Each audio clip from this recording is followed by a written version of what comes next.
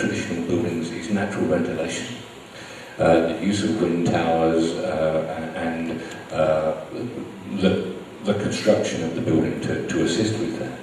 I've actually done some of that. The University of Qatar, which I was on-site building in the early 80s, uses wind towers. And I have to tell you that the big problem with any modern building is the amount of dust that you get into the building if you use natural ventilation. We don't have a solution for that. Doesn't mean we shouldn't be looking at it. We should be looking at these technologies from the past and finding ways of getting around them. And I think we may have found one in Dubai. We need to test it a bit.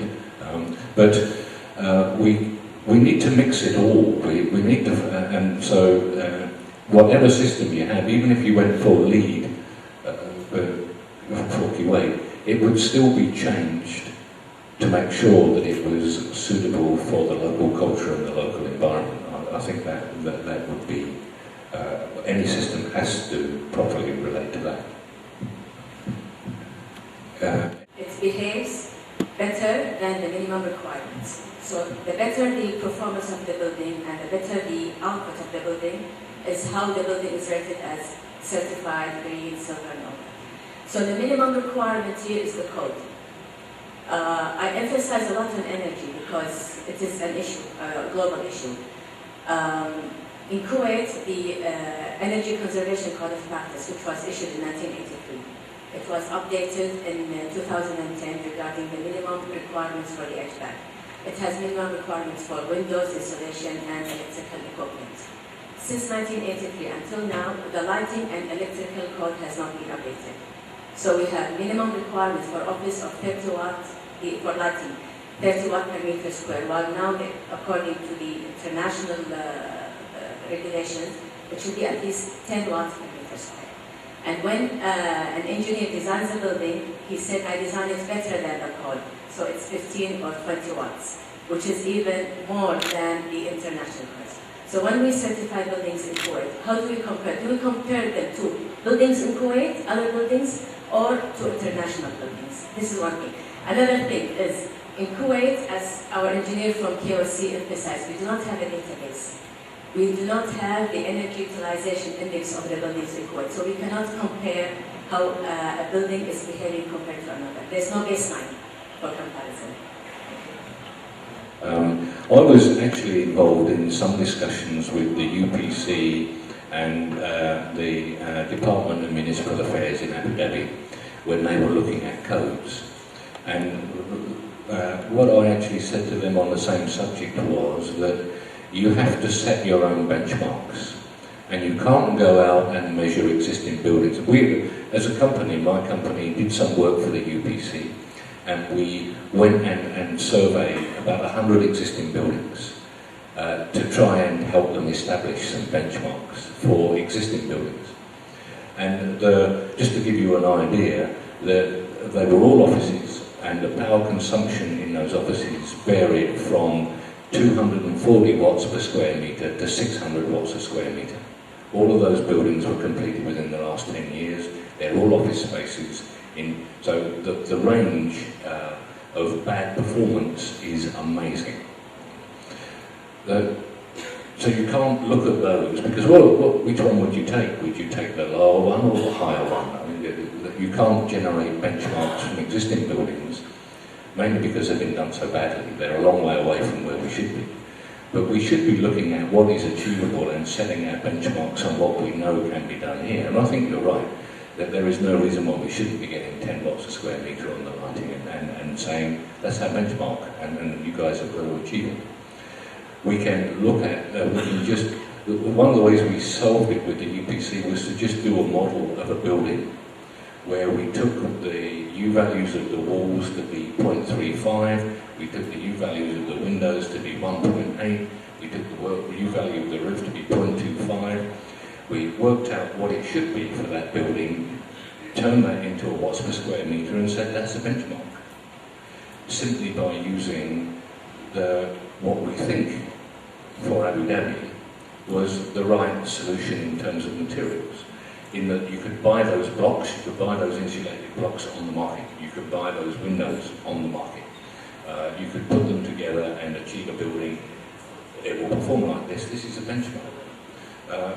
And I think you're going to have to do the same, because you can't take it from existing data. First of all, you don't have it, but if you go out and measure it, you'll find that it's so widely varying on existing buildings that it won't help you. You need to set your own. And actually, it's one of the notes I made here, database and targets, was that you need to set your targets, but then you need to put in place all of the equipment that allows you to measure that those targets are being met. I don't know how you get on for metering here, whether or not electricity is metered for every building. Yes. Okay. The same in Abu Dhabi. The problem we found was that data comes as an electricity consumption for a meter to a building. And what you have to go and do is to find out what the building is used for, its use, its size, because the only way that you can start to make use of that data is to relate it to a building function and a size and an occupancy and all the other things that consume power. And in the future, we need to be making sure we're collecting the right kind of data to give us the right kind of feedback to be able to improve on these things.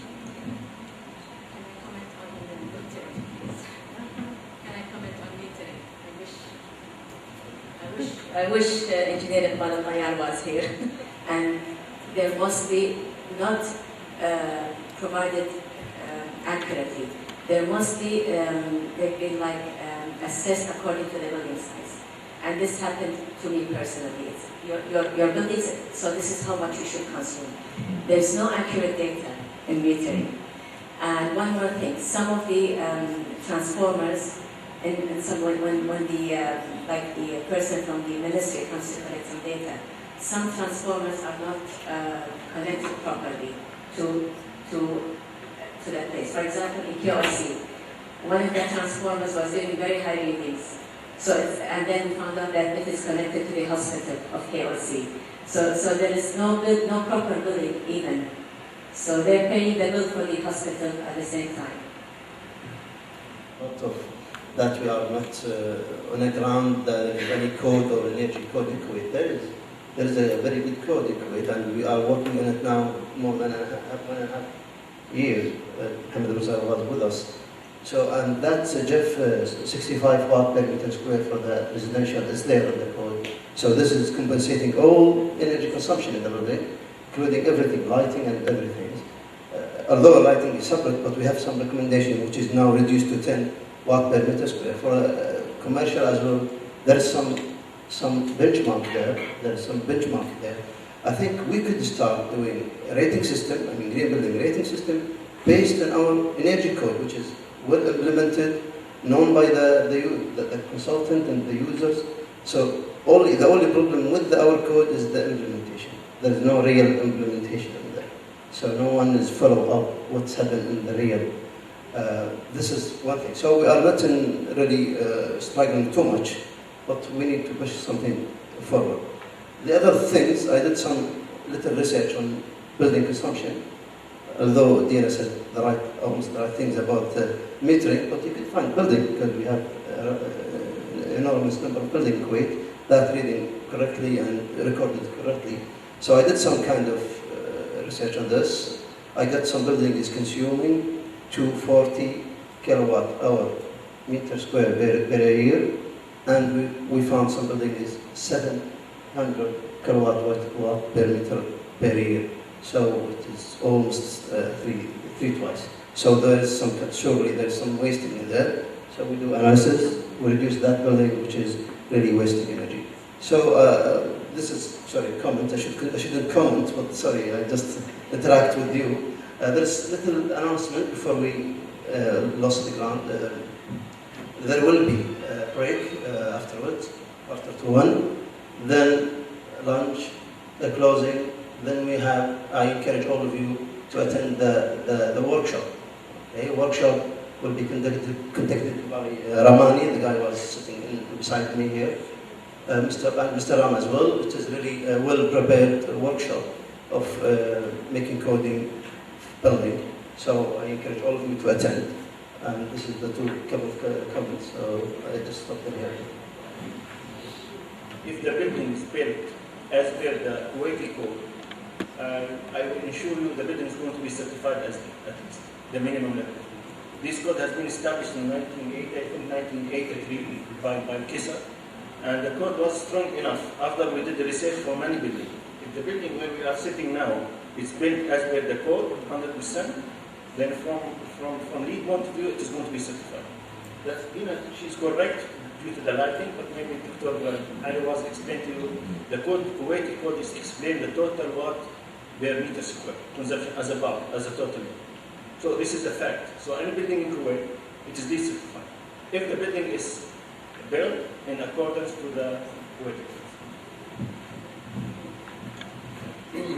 I need to ask Engineer Dina or the people from KISA, because no one commented on implementing renewable energy in buildings.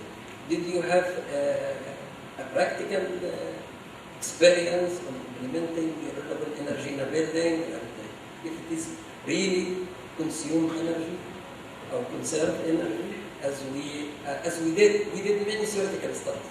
It's okay, and we can save about 15% of the energy consumption in the building. But do anyone have a real practice about this? Because I know you work in building and you have many data.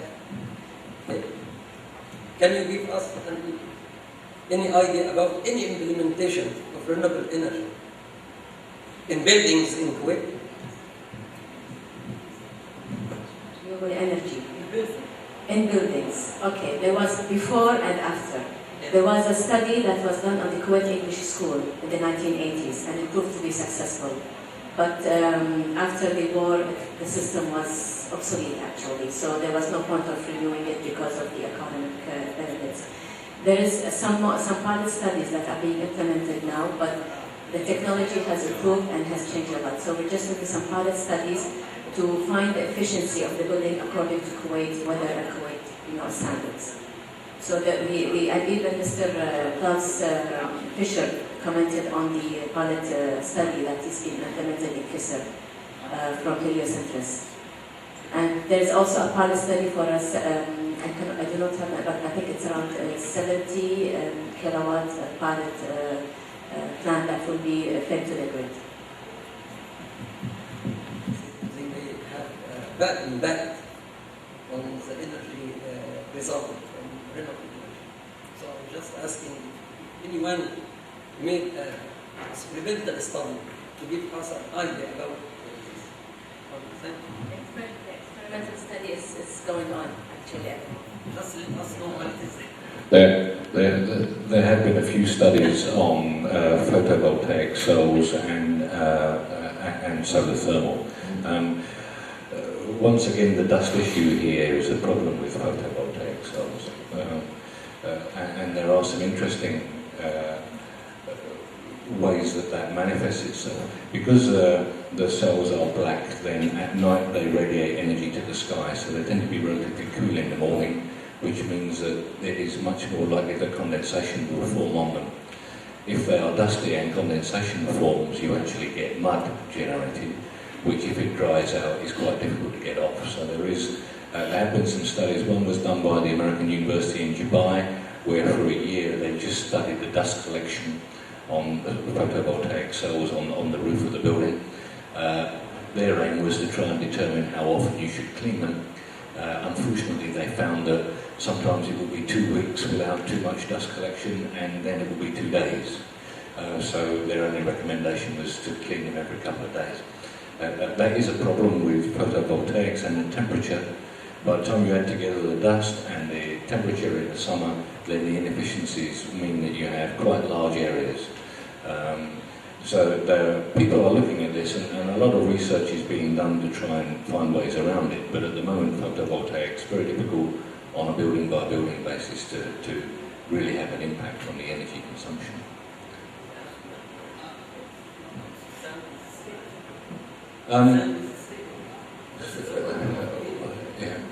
I think it's because it's moist or mixed with moisture, it becomes stuck, and makes a mud. The kind of things that we prefer to do is to look at maybe putting in a solar field, solar thermal to generate hot water. Because we've done a plant in Doha where we simply run that through an absorption chiller. An absorption chiller takes heat and turns it into cold. We've then taken that and put it into ice storage, so that you've got, we've been talking yesterday about batteries for electricity. Ice storage is a battery for coldness. So that you can generate a lot of, you can go over the period when there's no sun by using the storage. So we can look at ways of doing this, but it's actually proved to be quite difficult in this part of the world to make a significant impact on the energy consumption of a building using solar energy at the moment with the current technologies. Shouldn't stop us looking, but we should certainly go ahead. Yes. Hi everyone. I'm also a leader of the environmental team. There is 10 of our students are with me, and this program just started this year for all the middle schools in Kuwait, and inshallah next year they're gonna make it also for the high school. And I found that the interesting of the environment and environmental problems is very high between our students, and they like to do anything just to save the earth and saving the environment. And we make a logo for us. We write on it. Our environment is our lungs, so it's connected with our health too. So here in Kuwait, we are very open-minded people, so we just need to concentrate on the government. Once the Baladiya and the Ministry of Public Works, Ministry of Electricity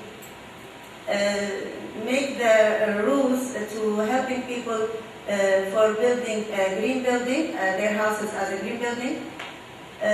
Once one person make his house as a green building, within minimum 5 years, you will find about maybe 20%, if not more, of new houses are green buildings. Thank you. Thank you. Instead, we're talking about an assessment system for new buildings. Many of the existing ones also, many of the other assessment systems will incorporate existing buildings too. And I assume that the Green Building Assessment System here will go on to look after other categories like existing buildings. Do we know if that's the case? Would that? Existing buildings, system for assessing existing buildings. Yeah, like LEED. LEED has a system for existing buildings. Actually, I think it's called LEED Operating and Maintenance, Building Operating and Maintenance.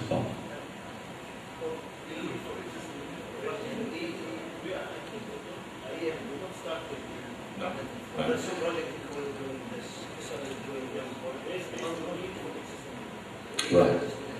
Yeah. So the idea is that the QA system would go on and do these kind of things, because we certainly need to be addressing the existing building. And it's very interesting that the numbers that you got here, very similar to the numbers we got in Abu Dhabi for the range of existing buildings and their poor performance.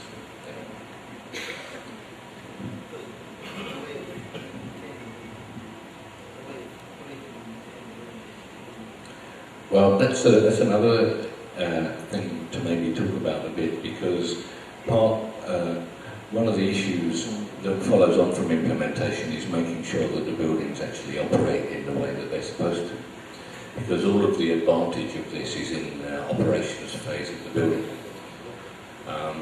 I'd like to, just an example of something, in the Dubai Chamber of Commerce, they decided that they would get their operating and maintenance team to make the building very efficient, so they employed some extremely good people.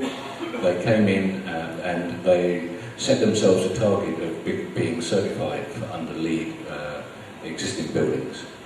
They made a number of changes.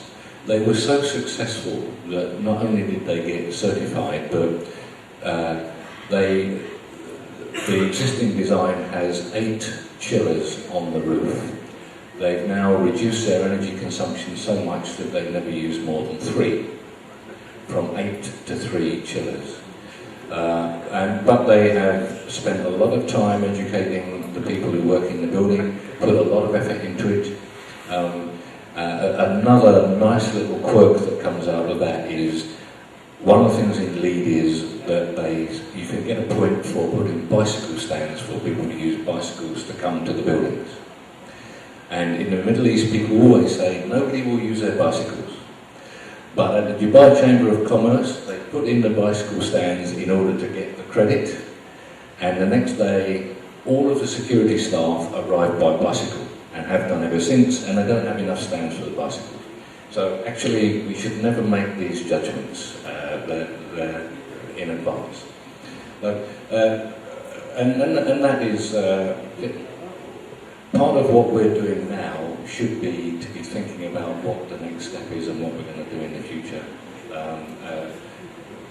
The education not only needs to be for new buildings, but for the operations and facilities management of existing buildings, which could be done so much better as it's been improved somewhere else.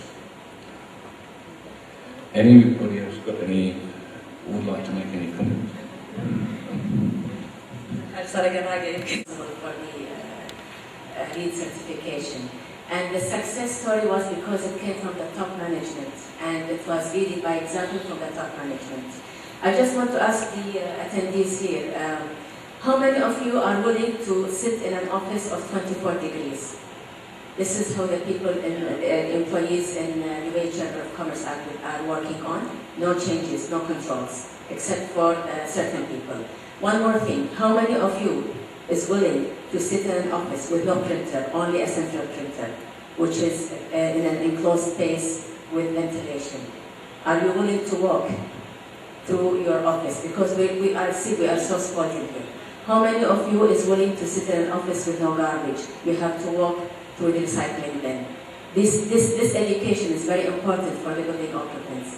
If we lead by example from the top management and are willing to keep on working in this building this way, then we have no problem in having the platinum even.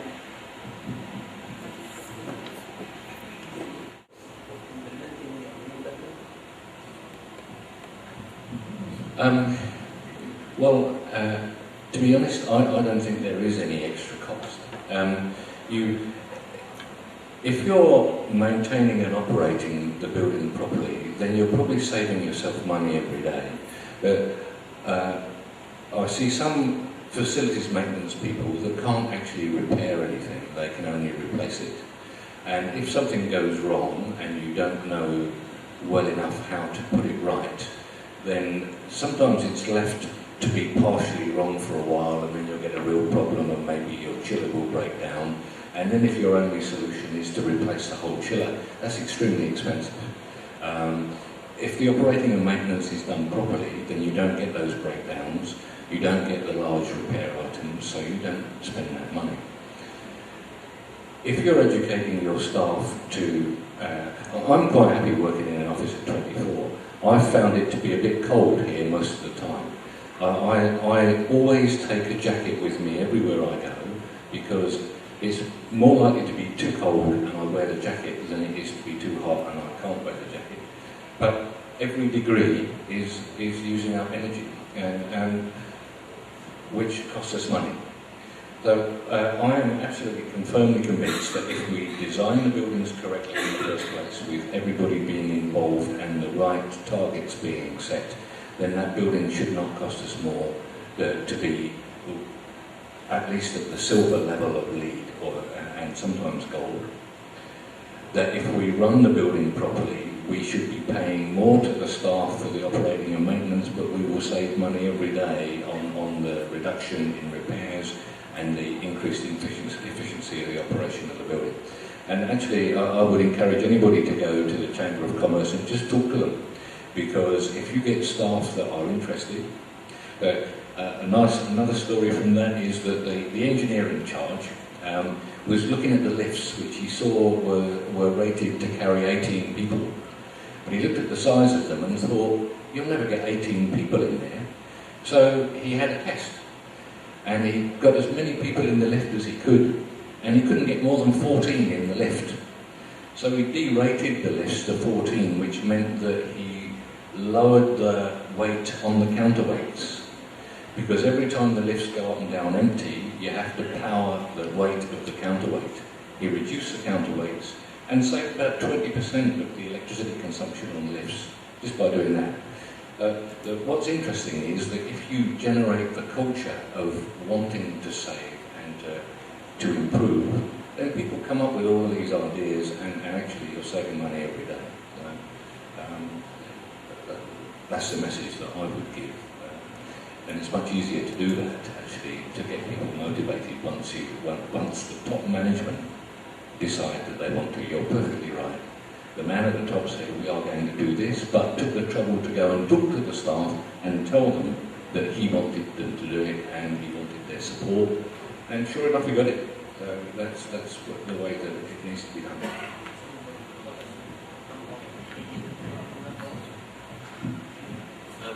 We've got a question. You need to train the manpower. Actually, certainly the operating and maintenance people need to be properly trained to understand what they're doing. In order to prevent things going wrong. If they cannot see the signs of something, it's like when you're driving your car, you hear a funny noise, then you take it to the garage and say, there's a funny noise coming from my car. If you ignore it, pretty soon something will break. And you've got to have people that can do this kind of work, know enough about the work to be able to spot problems as they arise. But you're training the staff internally. They've done that at the Dubai Chamber of Commerce just by information exchange, putting on seminars, giving the staff time, saying to the staff, okay, this lunchtime we're going to provide you with lunch, we want you all to come into the main meeting room, and then they tell them what they want them to do and why they want them to do it, and it's worked very well.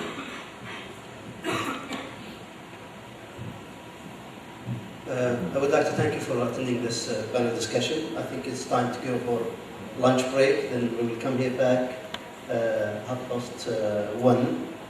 Yeah, then afterwards we'll start the workshop. Who would like to join us in the workshop? Thank you all for joining us.